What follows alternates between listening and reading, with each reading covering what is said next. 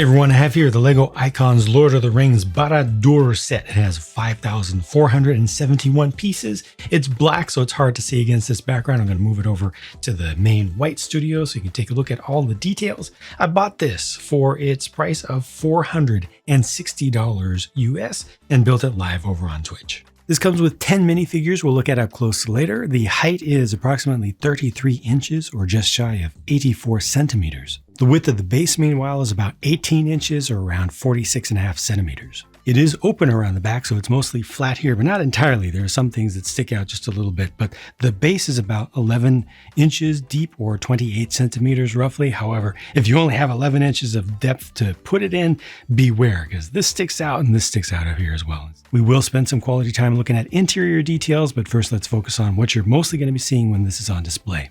All around the lower levels, there's a lot of color and texture, not just from the lava flows and the rock terrain down below, but also coming up into the building. So using a technique that's common in painting called object source lighting, where the color of the source of light is actually projected onto an object. So this is mostly intended to be black and dark gray, but you see brown in here. You see dark brown as well. And as we go up, we'll see some areas that have dark orange used also to just represent the glow that's present on the otherwise dark surface. And it just makes it so much more interesting to look at, to build as well, much more easy to build and to follow along rather than just having a whole bunch of black and gray pieces. And a whole lot of texture is used around these buttresses, these architectural features, as well as the statues or the plinths at the ends. I don't know the proper term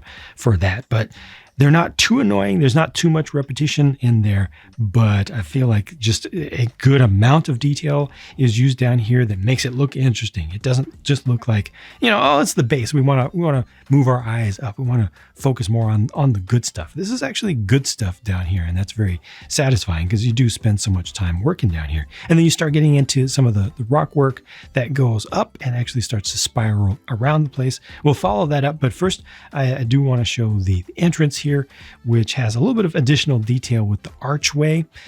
This thing is not properly to scale, but it's large enough to put minifigures on the walkway going up here. And then you have the doors. Admittedly, those look a little bit plain with just studded surfaces there, but they've got a nice mechanism inside the thing that allows you to open those together. And it's kind of smooth, and it's nice to not actually be putting my hands into the scene to make that happen. The actuator is over here on the left, and it's made to look kind of like just some rock work there. Continuing our move up, this is where we get into some of the even brighter colors of the object source lighting to show just the glow generally coming from down below and also from fires and forges and things along the way. This thing is absolutely immense. You've got torches and everything that are providing some light to the scene here. And, they didn't try to approximate realistic texture here. I think they just chose a good amount, and there is enough room to put some minifigures around here if you want to put them on. Again, not the right scale at all, but there is the room to do it, although this is not using a lot of studded surface, and there's a good reason for that because of the modularity of the whole build, and we'll see that later on. But I like this gradient here. It's satisfying. I think it looks right. And it just doesn't take that much effort to get that good look out of it, that good result. Got a spire over here on the side. There's another one over here as well. And then on this side, again, the rock work continues up in this kind of spiraling fashion. This part doesn't look all that interesting. I can see a little bit, just a tiny bit of blue, just a few little spots where you can see some colors from the interior build, the build up inside there. But for the most part, you don't see that. For the most part, you're only seeing colors that you want to see, but they do use a lot of colorful stuff inside to make the build process easier, especially for folks who are relatively new to LEGO, because this is going to be going after a lot of Lord of the Rings fans who are not just super LEGO fans who are familiar with every piece and, can build a lot of stuff without even looking at the instructions oftentimes. So here's where the rock work ends. And then I think that the upper section gets even more interesting in how it looks once again. So it got started good, then it got a little bit weak, and then it gets stronger right here, just completely subjectively speaking. This is supposed to represent a door over here, and again, with the suggestion of glow behind there. I like that look.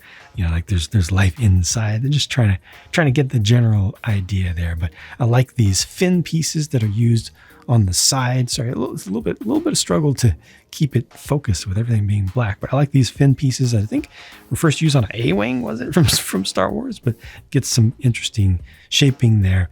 You have another little.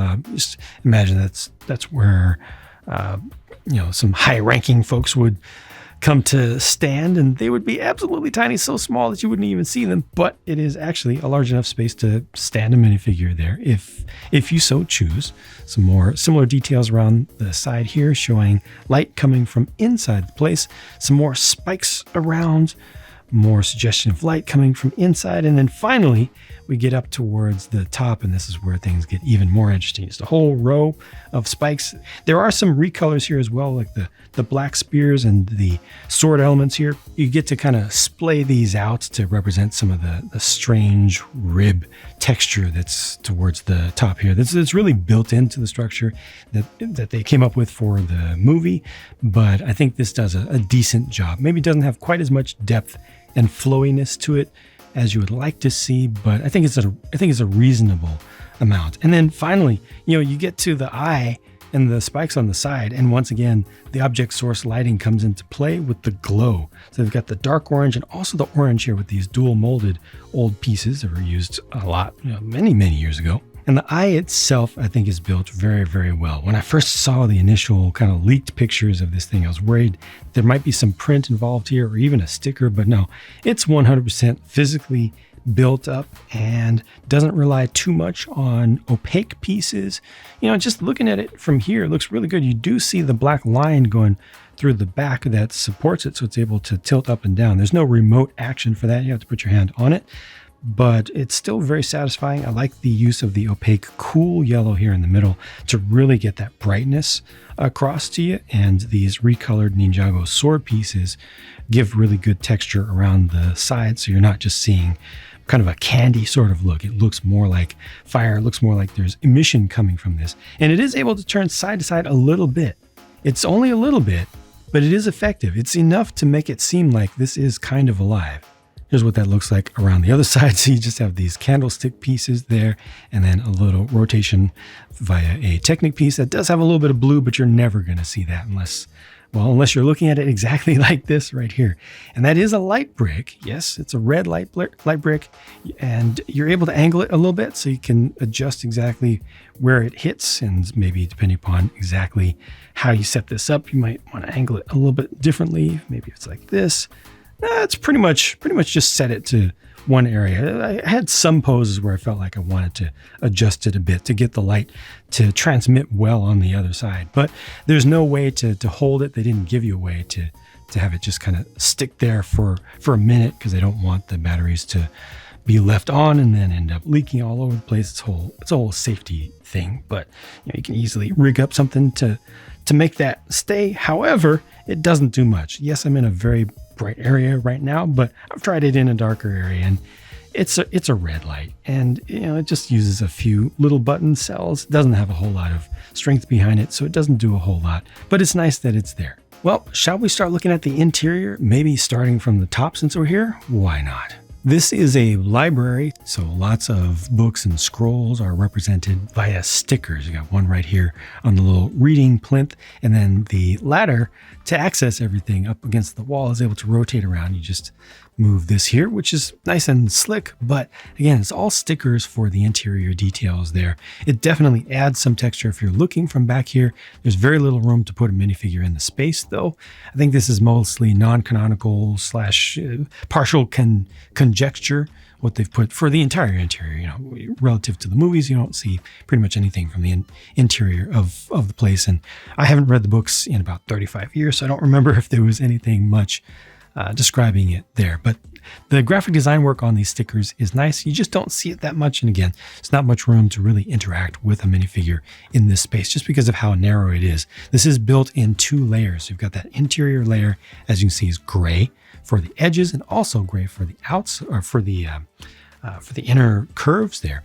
But the outside obviously is all black. So there's quite a bit of thickness here. There's quite a bit that goes in between there. And ultimately, it just doesn't leave you with a lot of space in the middle. This is the study here. Nice mural on the background with the minifigurized version of Sauron. But this is the study for the mouth to do some work up here. You got the mithril armor for a little bit of deception work there. Potion, space to write some letters. New print for the scrolls that are represented on the small window piece there, small window pane piece. The print quality is not particularly good. It's tan on brown, but it's kind of thin, the printing itself. Once again, pretty nice work on the art for the stickers, but just difficult to apply them in the first place and a little bit difficult to see them. You've even got a little model of Fell Beast there, which is a reference to the gift with purchase that you could have gotten within the first 24 hours before it sold out with the release of this. Down here, you got a throne room for the a physical humanoid manifestation of Sauron, so you can sit there in the throne itself. And I need to take him out, actually. I think oftentimes, that piece, that 2x2 right there tends to get stuck sometimes, but it's supposed to remain there. I just want you to see the detail and the shaping of the throne itself a little bit better. And also the banners around the side, those are done just with stickers. I'll go ahead and put this piece back on. It's nice how this works. This little hidden feature that we saw in the initial unveiling on Lego.com as well, but the way that it works is really smooth. You've got the 2x2 that the figure sits on, but that itself slides off to one side. When you pull this, and the Palantir comes out, and that's got a print in it. You've got suggestions of the hallways off to the sides here as well. Done once again just with stickers on the insides of panels, but also another sticker in the back with some additional detail with the map and some other parchments. All of this is intended to be just Easter egg material, but it's a very significant Easter egg and a lot of parts go into it. The Palantir uses a minifig head in black with print on it. You can see the white tree burning there, but on the other side, I had trouble making out what this was, but it's the Shire burning. So you've got a little hobbit house down there, probably Bag End. That is, it's lined by fire, and there's fire in the background, but it's unfortunate that you have to pull this out to turn that around. I wish that this was on a turntable so you could just spin it in place. Again, though, it's very satisfying mechanism, slick, smooth, was enjoyable to put together as well. It's just fun to watch and to mess with for at least a little while. The next level down is this huge kitchen, which has a lot of depth to it, which means there's a lot of darkness back there. In order to see inside, you need to move these upper layers out of the way. And to do that, I will show you how this thing comes apart. First of all, the upper part of the tower, you've got a pin here that you just pull. It's got a stopper on the end of an axle piece, and then all of this will just lift up. It's not attached with too many studs. You got the mechanism right there. Look at how colorful this is on the inside, but thankfully, again, most of that doesn't show from the outside. And then the next layer down, as well as the layer below it, both slide out. So all of this is like a shelf, and it just slides straight out. And it's just attached ultimately with a clip at the end of it that goes out here. Very simple and very secure too. Yeah, see, this lets us really look inside of there easily, and you can also put minifigures all around there. So back of the back is food preparation area. They've got the suggestion of the menu, which of course has meat on it. Unfortunately, they do not include the porterhouse or T-bone steak piece in this set, just other random small bits of meat around the table. Some small little stools here. You've got the lava-fueled stove over here as well. The cauldron kind of has a little bit of callback. It just reminds me of the tool holder in the Gollum, the flashback Gollum torture scene. But otherwise, you got some sort of awful looking fluid over here coming out of the tap, but that's just it. And some random utensils around, also an extra shield that somebody's just left on the side. But it's a lot of space. It has plenty of room to get a bunch of minifigures in here to have a big feast, but it's awkward that they spent this much space on a kitchen for a dark tower of a sorceress that's going to take over the entire known world. I appreciate the gag. I appreciate the joke and getting the menu thing in there, of course, but yeah, I think that this could have some more dark stuff in it, some more war and sorcery related stuff. Oh, almost forgot. This pulls out, and there's another sticker inside of there. Another piece of parchment that's just showing some of the rings. And then finally we get down to the ground level, and once again, to be able to see the depth all the way back there, I'm just gonna slide out the next level above. It does the exact same thing. All this comes off securely, and again, really good design work there. And now you can see a little bit of the mechanism that works the doors. So again, the knob over here, the actuator over here. And this part right here is a little bit loose, but ultimately, the thing works. And it tracks pretty nicely, and it's pretty reliable. There are also gears over here, and that's just to raise and lower this cage above the lava field off to the side. And this cage just has a standard skeleton in it. We don't know who that was. And then this area is dedicated to something that's much more appropriate, I think, for a tower than a kitchen. This is a forge, so you've got armor that's being made. You can see some of the helmets, and I'll show you more of the details of those up more closely. When we get to the minifigures, the shield, which is a new design, you've got I'm assuming this would be a whetstone, just with the white color there for doing some sharpening. A couple extra weapons over here, bucket of water for the whetstone, I'm assuming. Anvil over here, some ingots or billets, and then the forge is just pure lava fired. It's just taking lava again, just from the environment. There's another helmet back there, and also some pauldrons are set up. Here's how all of those things look out of context, because they're designed to be easily removed if you just want to play around with them or switch out some of the equipment. The last things to look at for interior detail are just around the side here, where there's a small cave, and that's supposed to represent where Gollum has been sneaking around and hanging out. You've got a lot of time skipping going on with this as far as what parts of the story are being told, but there's a fish there, and also above, another one of these slide out elements, and this one just has a spider that could potentially represent a younger version of a named spider we may have seen in the movies. Looking at minifigures, finally, the first ever official Lego Sauron figure. And this is using all one piece for the helmet and the pauldrons, unfortunately, so you cannot separate those out. But part of the reason for that is that all this is done with kind of a rubbery material. I don't know what the exact material is, but it's soft so that the spikes won't be breaking off all easily. It's got some give, and it's also not going to stab you as easily as it would if it was done with ABS or something like that. Similarly, over here for the mouth, this is an updated version of the mouth. It looks similar to the first one, but definitely not the same. It has more detail in it, and it uses actually a dual molded helm using the rubbery type of material, black in the back, and then the gunmetal gray color there for the front. Nice level of detail there. The figures to me look like they're really well detailed, but most people have complained. Well, most of the strong feedback that I've seen about the figures has said that the Sauron definitely should have used long legs and long arms, like from Woody from Toy Story or from the Avatar movie. But I think that would have made him look also awkward. Like, he's awkward like this, like all minifigures are, but relative to other minifigures, he should have been much taller. It's easy to say. I mean, it's, if you want to go for realism, that's definitely the direction that you want to go. But I think that the Avatar figures worked because in universe they have awkward proportions, and I think that the Toy Story figures worked because in universe they have awkward proportions, and also they had that super tall head. But that's just a subjective call. I'm just happy to have an official Sauron minifigure at all, and I think that for the design choices that they made here, it's produced well. I think that the execution here is very good, including even with the eyes there, which do show through the helmet, in spite of the fact that you've got some shading and some shadowing going in here. So yeah, I think all three of these are done pretty well for what they are.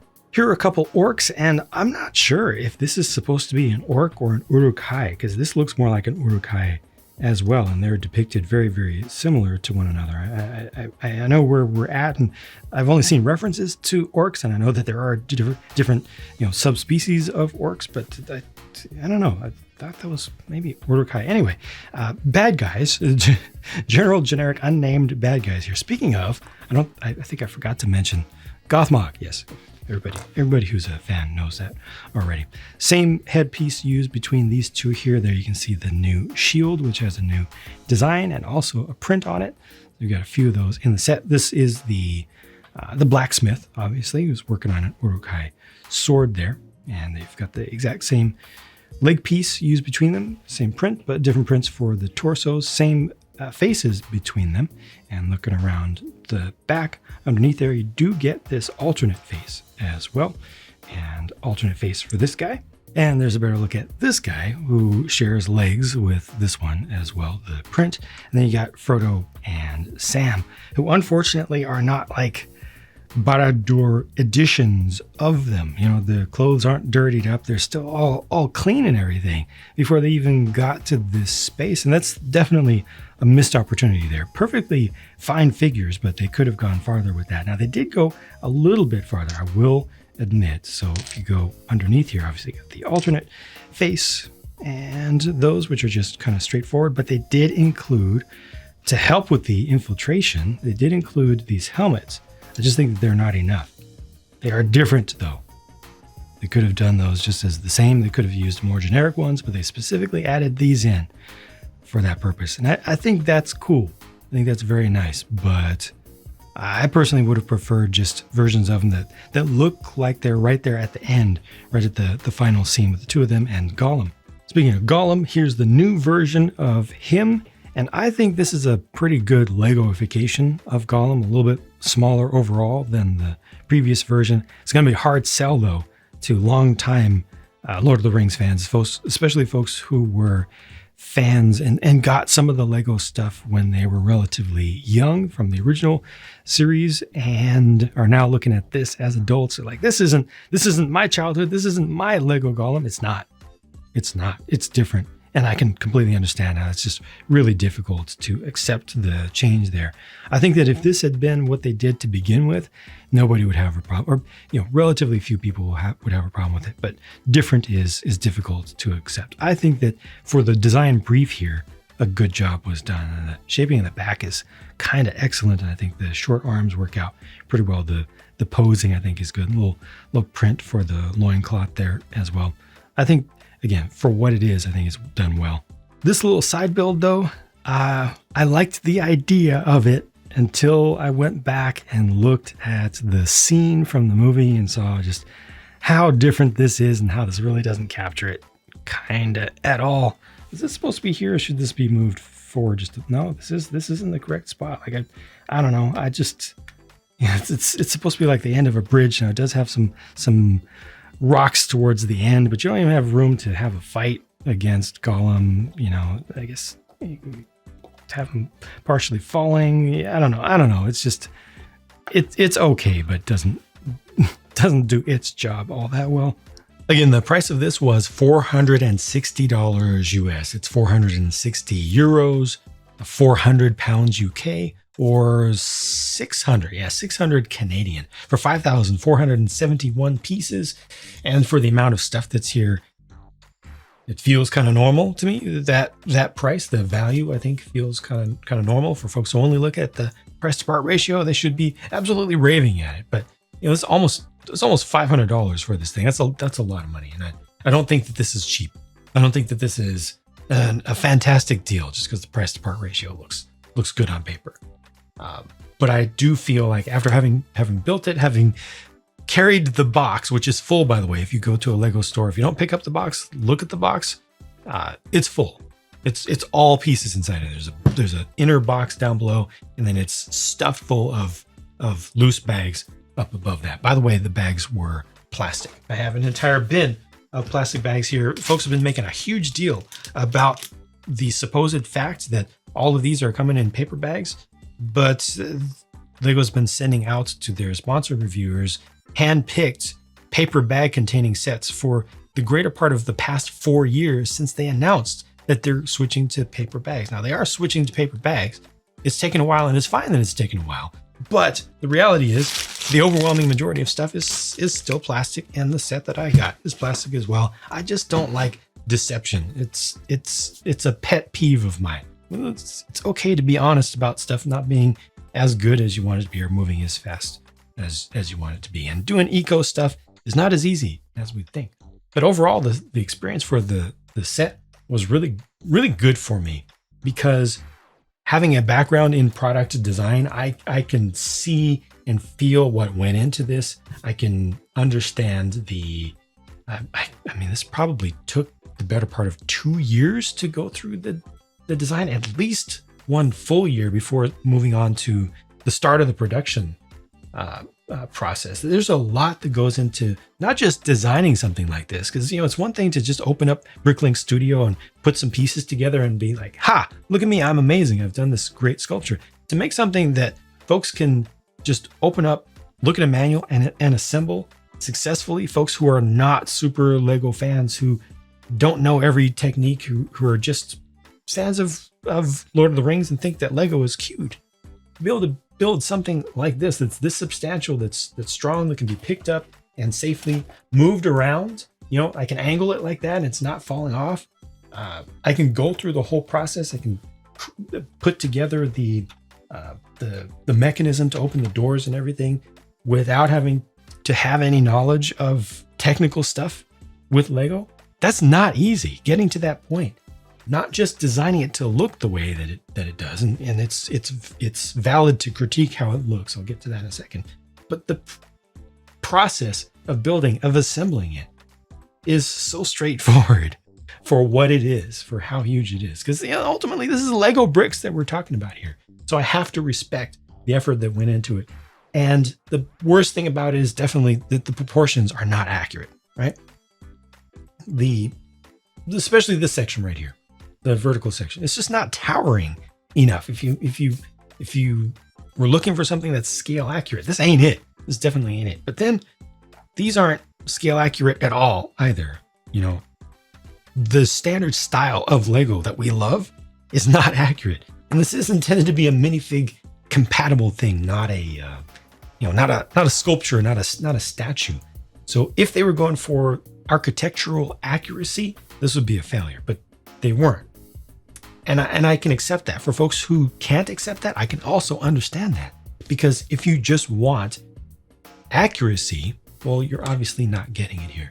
In Universe's thing is 5,000 feet, approximately. Of course, you're not going to get something to scale with that, but the proportions aren't right. It's way too squat for that. But for something that's minifig compatible, that is as easy to build as it realistically is, I think that this is a success. I think that the entire process, I think that the whole team that worked together to make this a reality was successful here. They did their job.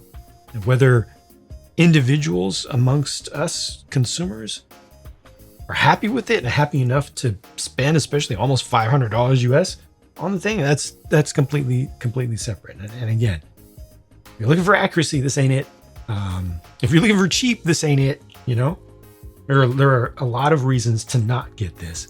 But if you like what you see, I think you'll be very satisfied with the build. If you think that looking at it, you think that it's worth the price. Lego is expensive. Lego's always been expensive. I think that you will be happy to have this. I think that you'll be happy to go through the assembly, happy to keep it.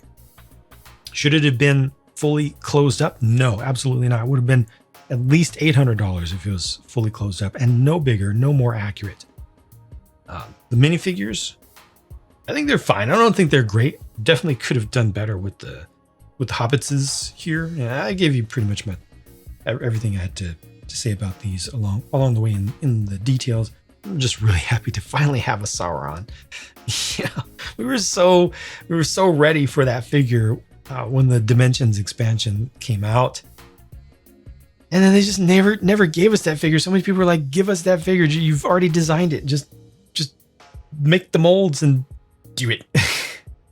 Now, finally, we have essentially that. And I'm happy with that. Even if it's not super tall and everything. Like, again, proportions just aren't accurate with Lego stuff that's made for minifigures. And I think that's something that's acceptable. Again, definitely valid to dislike, but I see the reasoning behind it, and I like minifig stuff, so I can't complain too much. All in all, yeah, it's a success. I hope that I have provided some value to you here with this independent review. It's getting harder and harder and harder to be an independent product reviewer in general, as everybody is out there just getting all the products from the manufacturers. I'm not talking about just Lego, but in general on YouTube. Most of the review content out there is totally dominated by the manufacturers and essentially their agents. So thank you for taking the time to hang out with me to hear my thoughts on this. If you'd like to support the channel, you can do so by making some kind of purchase through the affiliate link if you want to, if you're going to make through one of the affiliate links in the video description, if you're going to make a purchase. Doesn't have to be this, but I've only got a few there for a couple of regions. No pressure whatsoever. I just appreciate you being here in the first place. And again, I hope that I've provided some value to you for your time. So take care, and I'll talk to you